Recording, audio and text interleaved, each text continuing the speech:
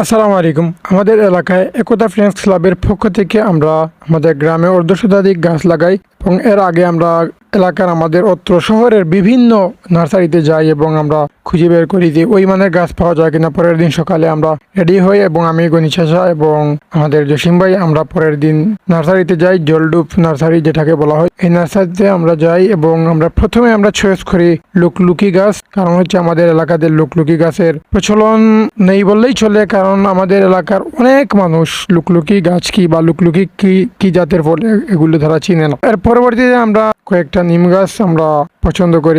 নিম হলো আমাদের চর্মরোগের মহাঔষধ এবং নিমের হাওয়া অনেক ভালো, তাই আমরা কয়েকটি নিম গাছ নেই। সাথে আমরা কালো জামের গাছ নেই, মেহগনি গাছ নেই। পরিবেশের জন্য ভালো যত গাছ আছে আমরা সেই গাছগুলো নেই। আমরা চাইলে আম কিংবা অন্য ধরনের গাছ নিতে পারতাম, কিন্তু আমাদের এলাকায় গরু ছাগলের প্রভাব বেশি, সেই জন্য আমরা এই আমেরটা আমরা ড্রপ করে